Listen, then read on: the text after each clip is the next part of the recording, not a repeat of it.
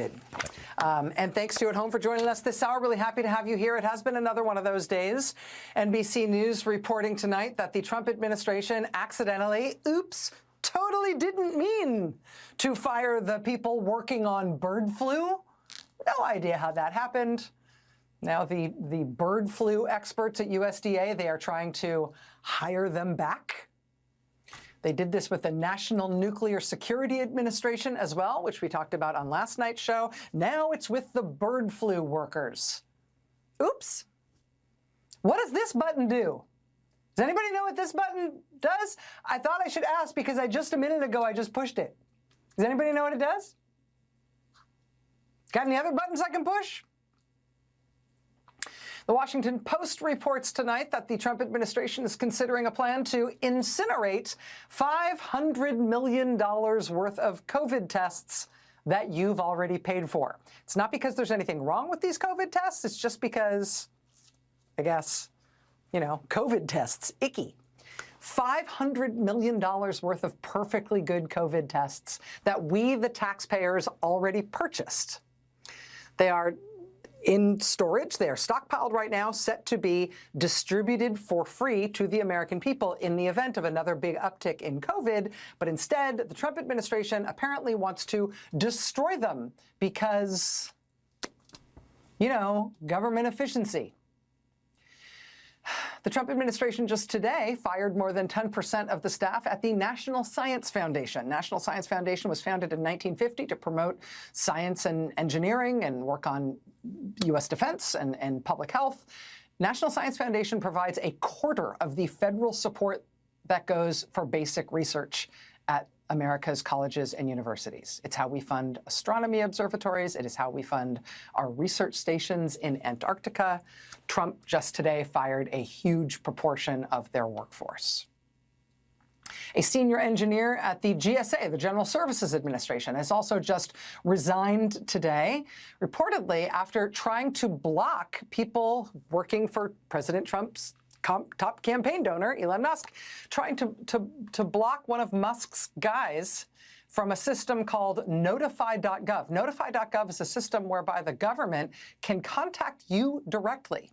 Individual citizens can be contacted directly from federal agencies. It is a secure system. It's obviously very sensitive because it's your personal cell phone number that is linked to information about you and your status and involvement with any number of government agencies. Obviously, that's a very sensitive thing.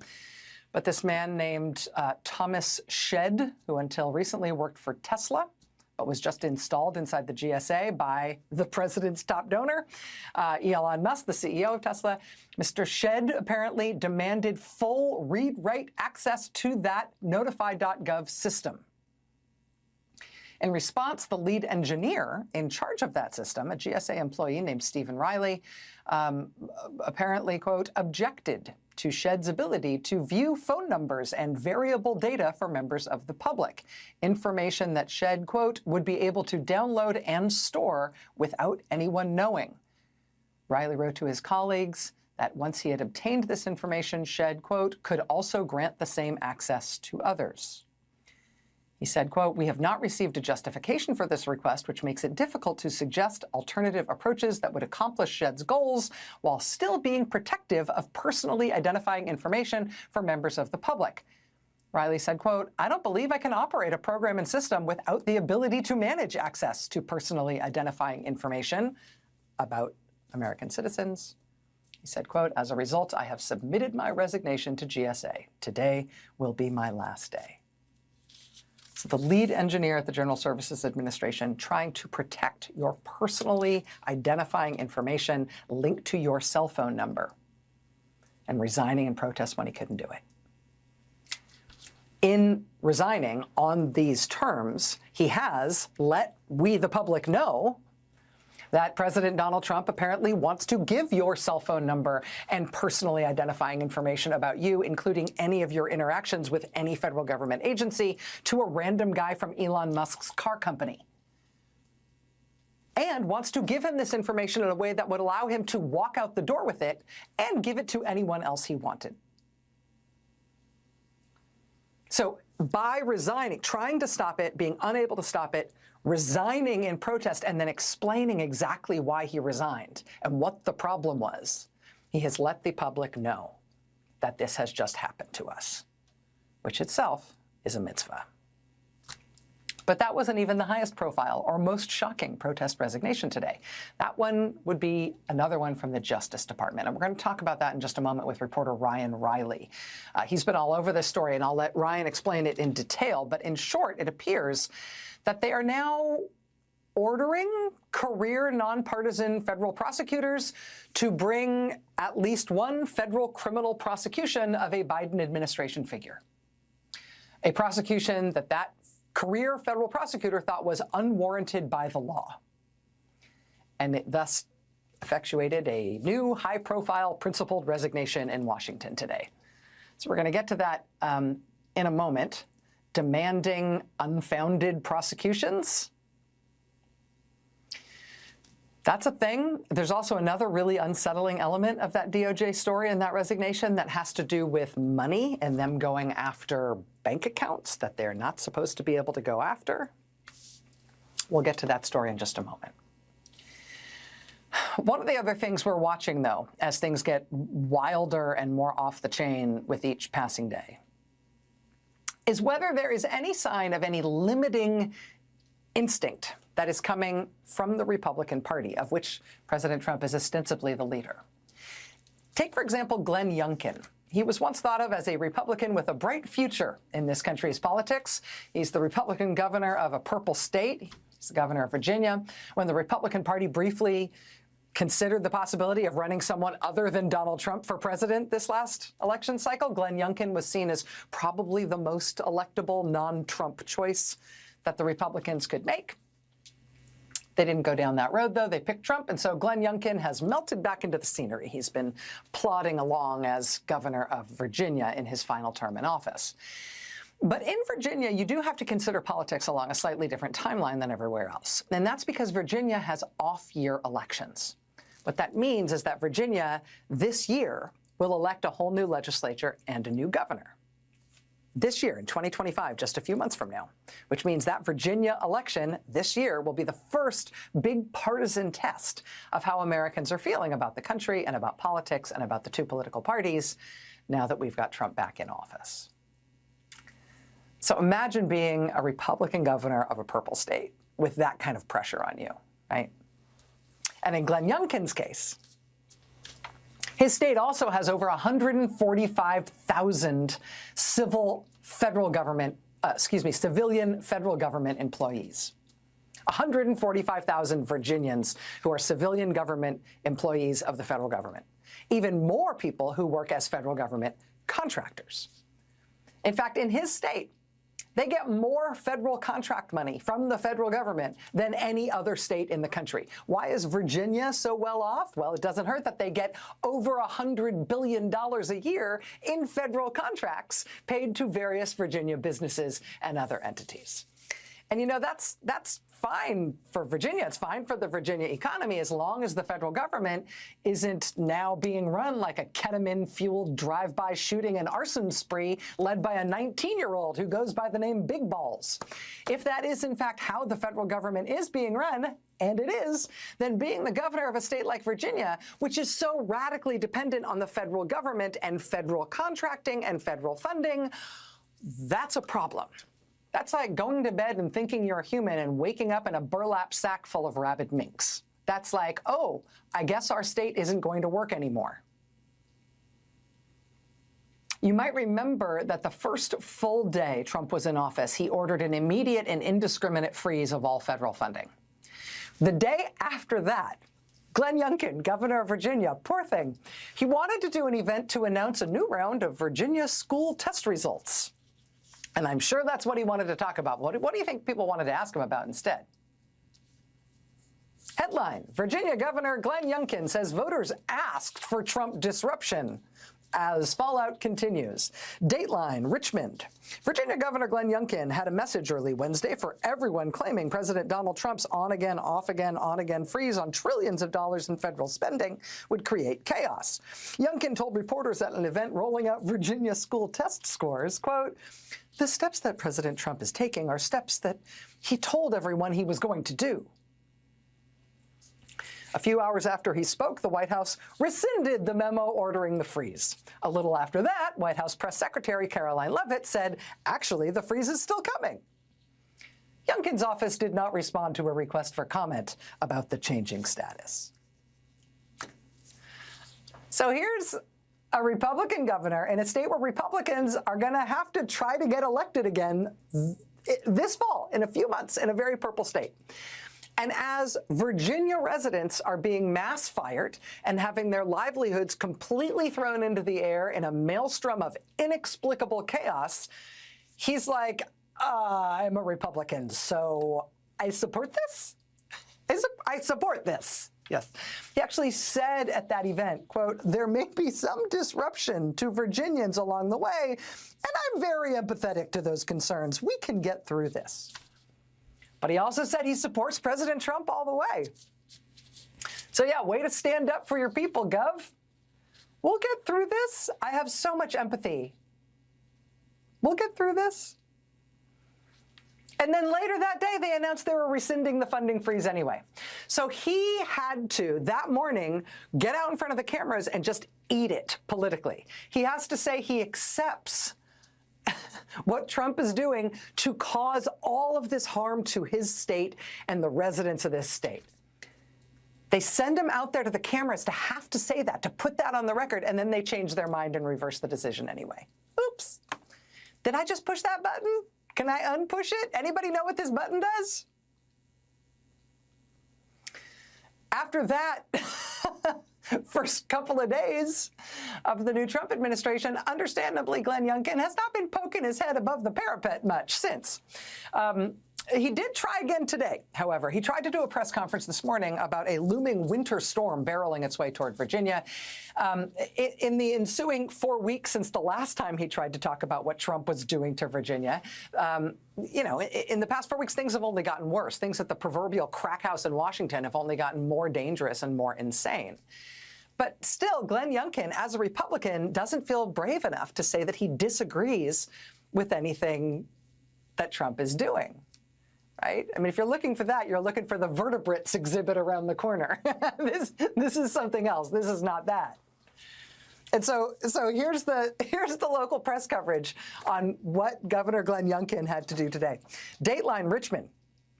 Governor Glenn Youngkin said today that the state is preparing an aid package for Virginians losing their jobs in the Trump administration's gutting of the federal workforce. But he said the cuts are necessary. In his first extended public remarks on the cuts, Youngkin told reporters that he feels deep concern for those who are anxious about their employment future as the White House purges people at almost every agency. Hundreds of workers at the FAA lost their jobs over the weekend, for example, and a sweeping elimination of workers ahead of a Tuesday deadline affected map makers and cancer researchers and FEMA staffers, among thousands more cut over the past few weeks. But Youngkin defended the Trump administration's actions, which disproportionately affect Virginia as one of the top states in the country for federal employment and spending, with more than 140,000 federal workers. Even one of Youngkin's signature achievements, a computer science laboratory high school in Richmond, has been touched by the cuts with cancellation of a federal grant for a teacher residency program. The governor said he wanted it known that, quote, "We understand and we're here to help." He said the state, quote, "will have the ability to support federal workers through any job dislocation." But the governor declined to provide details about what kind of help the state is prepared to offer. He said that when the plan is ready, quote, "I want to communicate it in a package. We'll have a good one for you." We'll get back to me. It'll be, I don't know what it's going to be. It's going to be good. I don't know. It'll be great. We're going to come up with something. In the meantime, please report that I said that I support Donald Trump 1,000%, and also that I am working to figure out how to clean up the giant deliberate mess he is making of people's lives and our economy in this state. for which I have a lot of empathy, say that too. Even though I definitely 1,000% support this infliction of pain on people who live in my state and even on myself, even though we've done nothing wrong. Can you get all that in the lead? Thank you, sir. May I have another? Can you put that as the caption? Did I mention that Virginia has elections this year? In just a few months? You feel like your Republican politicians in Virginia are looking out for you? So we're going to keep watching this dynamic. Republicans who can't actually bear what Trump is doing to their own states and to their own constituents, but they're too scared to say they're against it. Republican Senator Lisa Murkowski of Alaska asking for exemptions to Trump's cuts and actions, specifically for Indian tribes in Alaska. Republican Senator Chuck Grassley of Iowa asking for an exemption for Iowa farmers to the tariffs on Canada. Republican Florida Congresswoman Maria Elvira Salazar asking for an exemption to the indiscriminate deportation policies. Republican Senator Katie Britt asking for an exemption on the massive cuts to scientific and medical research, saying, you couldn't possibly mean Alabama for those cuts, could you? Not Alabama. You want these cuts elsewhere, right? Republican Senator Susan Collins of Maine saying the same thing, saying surely those cuts don't apply to the universities and labs in Maine. She said if it applies to the ones in Maine, that would be, quote, devastating. So certainly they don't mean Maine, right? They couldn't. Republicans just eating it in their home districts and their home states as their party's leader does things that are devastating to those states and to those constituents. And just seeing that in states all over the country is a lot of things. It gives me many, many feelings of many different kinds. But as a matter of political science, it's also important to watch in terms of what kinds of constraints this president, this administration might ever feel. Political scientists will tell you that one of the only constraints that matter on an ascending authoritarian is the constraints put on him by his own party. The distance between what people think they voted for and what people realize they got ultimately does matter. Sometimes it's the only thing that matters. The Wall Street Journal yesterday spoke with Trump voters who just 1 month in say they are now horrified by what they helped cause when they voted for Trump. Quote, Stacey White says she voted for President Trump because she wanted lower prices and to stop fentanyl from coming into the U.S. Now, with widespread federal layoffs and expected cuts, she worries her family will lose their house if her partner is laid off from his government-adjacent job. At the dialysis unit where she works, staff has started doing drills for what to do if Immigration and Customs Enforcement comes to deport their patients. Stacey said, quote, when we said safer borders, I thought he was thinking, let's stop the drugs from coming into the country. I didn't know he was going to start raiding places. She said she didn't believe he would actually follow through on some of the more hardline policies he touted during the campaign. The 49-year-old Omaha, Nebraska resident said, quote, now I'm like, dang, why didn't I just pick Kamala? Emily Anderson from Duluth, Minnesota, categorizes her vote for Trump this year as the, quote, biggest mistake of my life. She is horrified by Trump's focus on deportations and use of Guantanamo Bay to hold migrants. She says that Trump has been too focused on, quote, ridiculous, flashy moves such as banning paper straws and renaming the Gulf of Mexico the Gulf of America. Anderson's daughter is an Anderson's daughter's occupational therapist has stopped taking new patients over fears that the practice will have its federal funding dry up. Anderson said, quote, I feel so stupid, guilty, regretful. Embarrassed is a huge one. I'm absolutely embarrassed that I voted for Trump. So as long as we still have a political process, voters feeling that way, Trump voters feeling that way, Republican elected officials desperately seeking exemptions for their state from what Trump is doing to try to save their constituents from what Trump is doing, saying Trump's policies are bad if they apply in their state. Republicans finding Trump's actions and chaos and dysfunction not only damaging but indefensible, and they're being caught out at home, unable to defend the indefensible. If we still have a political process, that will matter in terms of what Trump can do and for how long. But there's one last thing I want to introduce into the mix here, one real wild card to watch for along these same lines, and it is something that isn't a bread and butter home district economic issue like these ones I've been talking about. It's actually a big picture issue. But I think its political impact is something that's going to be important to watch, because I think there's a chance it might be bigger than what they are expecting, at least what the pundit class is expecting. And part of the reason I think it's safe to say this is at least a wild card is because of how Trump has been talking about it. It's because it's been something that Trump has himself been so cagey and so palpably scared about talking about for so long that I think he knows the public really doesn't want to see this. And I'll show you what I mean. I'll show you what I mean here. It started with a simple yes or no question. Question: have you spoken to Vladimir Putin since your election? Yes or no? Answer: I can't tell you. I can't tell you. It's just inappropriate. Trump interview after the election with Time magazine. It's inappropriate? It's not appropriate for us to ask you if you've spoken to Putin, or it's not appropriate for you to say? That was December, about a month after the election. By that point, it was widely reported that Trump had taken calls from world leaders across the whole planet, like France and Israel and India, Saudi Arabia, Egypt, the UK, Ukraine, South Korea. Trump himself made a big deal of announcing that announcing before he was sworn in that he had spoken to President Xi Jinping of China. He said, quote, "The call was a very good one."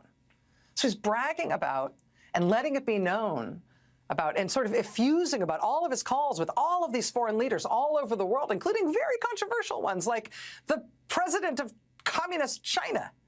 But when you ask him if he talked to Putin, he says that's inappropriate. He doesn't want to talk about it. But, you know, I said that was December. Maybe that was just something weird about being in the transition. Maybe once he took office, once he was officially president, he would find it more appropriate to issue some clarity on this issue. Let's ask him. When are you going to be talking to Vladimir Putin? Who? That was Inauguration Day, January 20th. Are you going to be talking to Vladimir Putin? Who? Vladimir who? Talking to what? Me? When are you going to be talking to Vladimir Putin? Who? Do you plan to meet President Putin, sir? I'll be meeting with President Putin. When do you plan? I don't know. I can't. It's being set up. When do you plan to speak to President Putin? Could be very soon. I don't know. I can't. It's being set up. Oh, that Vladimir Putin. Yeah. I can't.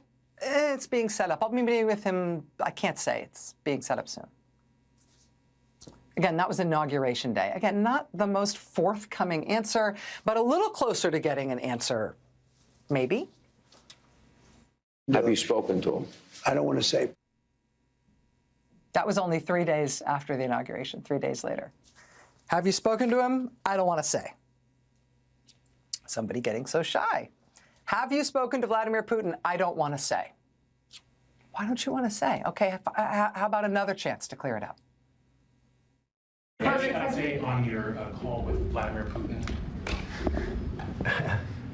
Well, we'll be speaking. We are having discussions. Yes. Ongoing, already scheduled, and ongoing. Already talking. Yes. So you've already spoken to Vladimir Putin. I don't want to say that. We will be speaking. We are already having discussions. So you've already spoken to Putin. I don't want to say that. I don't want to say? There's nothing that this man doesn't want to say. This man wants to say everything that has ever crossed his mind. He's the freest man in the world. But that I don't want to say. I can't say. It's not appropriate. That last clip takes us to the end of January. By the first week of this month, February, headline in the New York Post: exclusive. Trump reveals he's spoken with Putin by phone. No more Vladimir who, no more I don't want to say, no more how dare you ask me such an inappropriate question. Trump reveals he has spoken with Putin by phone. How many times have they spoken by phone, you might be asking? Quote, when asked how many times the two leaders have spoken, Trump said, quote, I'd better not say. Sir, can you tell us about your conversation with Vladimir Putin? I don't want to do that. I've been talking to Vladimir Putin. Are you trying to set up a meeting with him? Well, I can't tell you what I'm talking about. You can't? Aren't you the boss? We do not play a lot of video on this show of President Trump talking. You might have noticed that. We have this sort of mantra that we try to follow, which is watch what they do, not what they say, so we don't play a lot of tape of him talking. But every once in a while, I think it is worth the exception just to see that this is something that he talks about the way he talks about nothing else. This is something that he's palpably scared to say, or he feels constrained like he's not allowed to say. Why is he so scared of this one thing? When are you going to be talking to Vladimir Putin? Who? Have you talked to President Putin? No, I have not. You haven't talked to President Putin No, I have since not. you've been You mean, elected? no, well, I don't want to say that, but I haven't spoken to him recently. So you've spoken to President Putin since you've I been don't want elected? to say that. I don't want to say anything about that. Have you spoken to him? I don't want to say. So you've already spoken to Vladimir Putin I don't want to since... say that. Are you trying to set up a meeting with him? Well, I can't tell you what I'm talking about. Can you tell us about your conversation with Vladimir Putin? I don't want to do that. See, he really doesn't want to say. He really, really, really doesn't want to say. He can't say. Who tells you what you can and can't say? Today, of course, we had the U.S. Secretary of State, the National Security Advisor, and whatever that real estate guy's job is. We had this high-level delegation from the United States meet in Saudi Arabia with the Russian government ahead of what is promised to be a Trump meeting with Vladimir Putin very soon. No Western leader has met with Vladimir Putin since he invaded Ukraine 3 years ago. But the United States is not only apparently taking Russia's side now, changing sides in that war now, we're essentially changing sides in the world. The United States is now apparently against Europe and our allies of the last 80 years and for Russia. While the president repeatedly and eerily and in a very out-of-character way tells the American people he is not allowed to discuss that relationship or his communications with that leader. The political reality of this administration is going to be shaped by whether or not the people who oppose him strongly enough and effectively enough. The political reality of this administration and this presidency will be determined by whether the people who voted for him are horrified enough by what they have wrought that they regret it and are willing to act differently and to speak out about their regret. The reality of this presidency and this administration will be determined in some part by whether or not Republican officials realize that their own survival as politicians depends not on sucking up to Trump, but by helping their constituents survive him. Strong evidence supporting all of those strikes against Trump so far, frankly. But this is one other thing to watch. If we really are now abandoning the free world and lining up instead with the world's dictatorships, and Trump is unwilling to even explain why, just watch. The American people are going to have some feelings about that, too. Just... The wave of high-level resignations in response to the Trump administration continues to swell. This is not people being fired by the Trump administration or people taking them up on their threat to resign or else. This is people resigning on principle after they tried to stop the Trump administration from doing something they're not supposed to be able to do.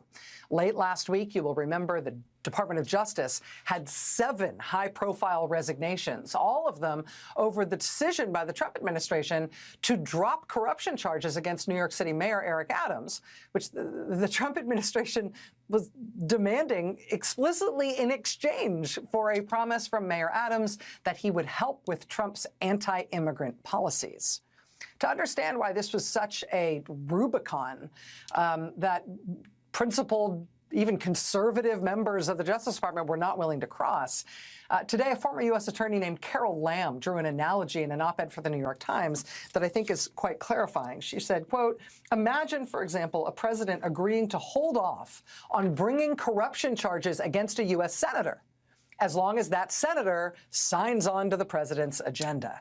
In light of last week's events with the Adams case, this crass scenario has suddenly become plausible. I think Carol Lamb is right there. In fact, you could imagine the Trump administration saying that for a whole swath of senators. You know, all the senators on this committee, we're going to bring sedition charges against all of you unless you do X. What's the difference, right?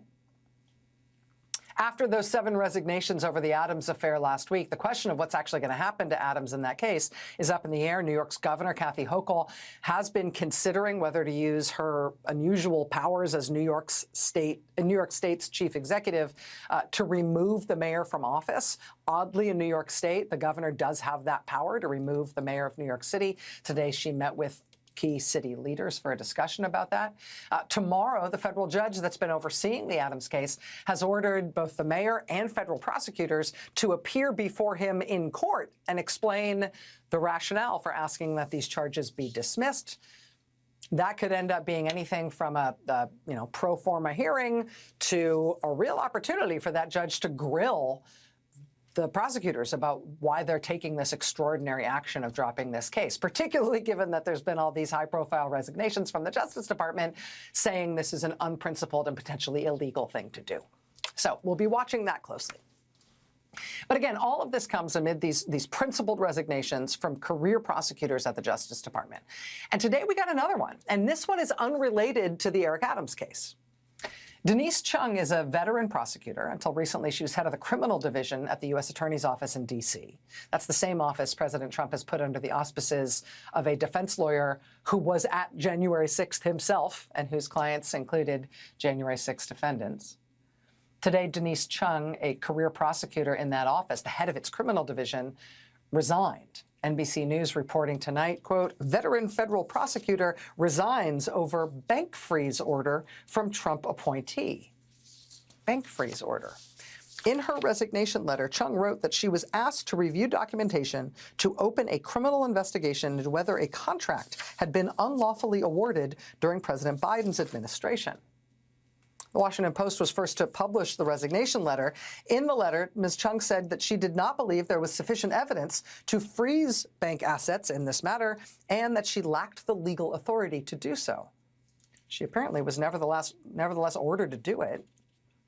She says she was then asked for her resignation. When NBC News reporter Ryan Riley asked DOJ for comment on that resignation, the Justice Department responded by saying this. Quote, refusing a basic request to pause an investigation so officials can examine the potential waste of government funds is not an act of heroism, just a failure to follow the chain of command. It's unclear what they mean when they say a basic request to pause an investigation, since Denise Chung says she was actually ordered to launch an unpredicated investigation, not pause one. If the administration can order prosecutors to use the criminal justice system to shut down programs they don't like, to freeze the assets of people they perceive to be their enemies, even before the courts get a chance to rule on the case, that would turn the Justice Department into a whole new tool set that a power-hungry president could use against his political enemies. What should a prosecutor do in that case if they believe that bringing such a case, bringing such a criminal matter would be unpredicated? What should they do? Today, Denise Chung decided the only thing to do was resign. Joining us now is NBC News Justice reporter Ryan Riley. Ryan, thanks for joining us tonight. Let me ask if your reporting has advanced beyond what I've just explained, or if I got any of that wrong. Yeah, no, you got it right. But the one thing that's been a little bit of a new development is the EPA investigation that they are launching here. Sort of been able to figure out what some of that related to, and it all actually comes back.